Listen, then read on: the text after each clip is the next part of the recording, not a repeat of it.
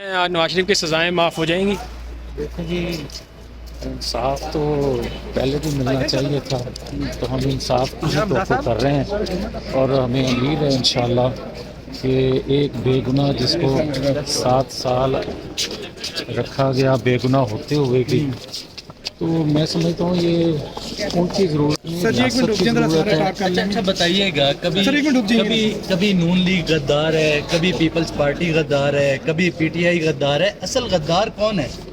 دیکھیں بات یہ ہے کہ کبھی کسی کو غدار بلا وجہ نہیں کہنا چاہیے، یہ آج سبق حاصل ہو رہا ہے، اور جہاں تک تعلق ہے کسی کو غدار کہنے کا، تو ہم نے تو آج تک نہیں کہا، مگر ہمیں کبھی مودی کا یار اور کبھی انڈیا کو اتنا پیسہ بھیج دیا انڈیا اکاؤنٹ میں، نواز شریف نے، آپ کو یاد ہوگا 2018 سے پہلے کیا کچھ ہمارے متعلق کہا جاتا تھا بغیر ثبوت کے، مگر آج اگر کسی کو آپ کا اشارہ کسی جیل والے بندے کے حوالے سے ہے تو مجھے یہ بتا دے کوئی کہ میاں والی ایئر بیس کا آج تک کسی نے نام سنا تھا 10-15% لوگوں کے علاوہ، مگر 9-10 مئی کو میاں والی ایئر بیس کا پورے پاکستان نے، دنیا نے نام سنا کہ میاں والی ایئر بیس بھی ہے۔ تو مجھے یہ بتائیں کہ 75 سالوں میں کسی شخص نے، کسی سیاسی کارکن نے، کسی پاکستانی نے اپنی تنصیبات پر حملہ کرنے کی کبھی مائنڈ میں بھی لے کر آیا کوئی؟ مگر بدقسمتی دیکھیں، جو خود کو سیاسی کارکن کہتے تھے یا ایک منصوبہ بندی جو کر رہے تھے، انہوں نے 9-10 مئی کو پاکستان کی اینٹ سے اینٹ بجا دی، اور پھر آج دیکھیں کہ میں نے یہ بات بہت پہلے کہی تھی کہ اگر میاں والی ایئر بیس پہ حملہ کرنے والوں کو آپ کٹہرے میں نہیں لے کر آئیں گے، لوگوں کو نہیں بتائیں گے، جسٹس نہیں کریں گے، تو خدا نخواستہ میاں والی ایئر بیس پہ دوبارہ حملہ ہو سکتا ہے۔ پھر آپ نے دیکھا کہ آج سے 15 دن پہلے میاں والی ایئر بیس پر کس طرح حملہ، اب دیکھیں دونوں حملوں کو آپ کس طرح یہ کہہ سکتے ہیں کہ وہ سیاسی حملہ تھا اور یہ دہشت گردوں کا حملہ تھا؟ بات صرف اتنی ہے۔ سپریم کورٹ آف پاکستان اور میں کہتا ہے کہ دیوار گرا دو، اسے جگہ چاہیے، کبھی اسے ورزش کے لیے سائیکل چاہیے، تو انوکھا لاڈلا عجیب عجیب فرمائشیں نہیں کرتا۔ دیکھیں انوکھا لاڈلا تو آج بھی ہے، آپ دیکھیں کہ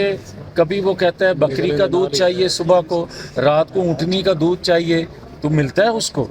اور پھر یہ دیکھیں کبھی کسی قیدی نے آج تک یہ فرمائش کی ہو، ڈیمانڈ کی ہو، وہ یہ تو کہتا ہے کہ مجھے انصاف ملنا چاہیے۔ کبھی کسی نے یہ کہا کہ ورزش کے لیے مجھے اب سائیکل چاہیے یا کچھ اور چیز چاہیے۔ تو یہ ساری چیزیں بدقسمتی ہے کہ پاکستان مخالف قوتیں، طاقتور لوگ جو پاکستان مخالف ہیں، ان کی اشیر بات آج بھی حاصل ہے، اور اگر اس دباؤ میں پاکستان کے اداروں نے اس دباؤ کو قبول کر کے اس کو ریلیف دیا، جسٹس کا قتل دوبارہ سے کیا، تو پاکستان کے اندر اس طرح کے واقعات خدا نخواستہ پھر ہو سکتے ہیں۔ بتائیے گا کہ خاور مانیکا کا انٹرویو آپ نے دیکھا ہے، اس کا ڈائریکٹلی سیاست سے کوئی تعلق نہیں ہے، کیا سیاست میں اس طرح ٹرینڈ سیٹ ہونا چاہیے؟ جو خاور مانیکا کا انٹرویو ہے اس کا سیاست سے تو ویسے کوئی تعلق نہیں ہے۔ دیکھیں بات یہ ہے کہ اس سے پہلے جو پریس کانفرنس ہوتی تھیں اور کہا جاتا تھا کہ اب کیا اس کے گناہ دھل گئے کوئی پریس کانفرنس کرنے کے بعد، میں اس چیز کا مخالف ہوں، مگر ایک سیکنڈ، مگر جو آپ خاور مانیکا کے حوالے سے باتیں کر رہے ہیں، اس نے پریس کانفرنس جس وجہ سے بھی کی، جیسے بھی کی، مگر کیا اس میں ایک بھی بات غلط تھی؟ کیا حقائق نہیں تھے؟ مگر یہ باتیں خاور مانیکا کو بہت پہلے کہنی چاہیے۔ ڈسکس کرنا میڈیا میں ایک اچھا ٹرینڈ کیا تھا، تو وہ حملہ جائز تھا، وہ حملہ اب آ جائیں، میں ہائی کورٹ کے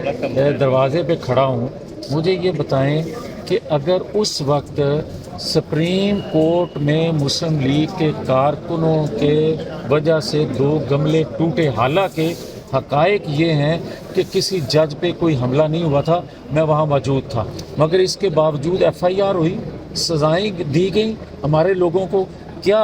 चेयरमैन पीटीआई के मंसूबा बंदी करने के बाद उसके लोगों ने सिविल कोर्ट से लेकर high court, judicial complex, supreme court की दीवारें फैलान के, और क्या सुप्रीम कोर्ट के छतों पे चढ़ के, हाई कोर्ट की छतों पे चढ़ के कब्जा करके अपनी मर्जी के फैसले और अपनी मर्जी से रजिस्टर जो है वो अपनी गाड़ी में मंगवा के दस्तखत नहीं होते रहे। क्या इस पे आज तक FIR हुई? क्या ये हमला नहीं था? उसको आप हमला कहते हो और इसको हमला नहीं कहते? मियां साहब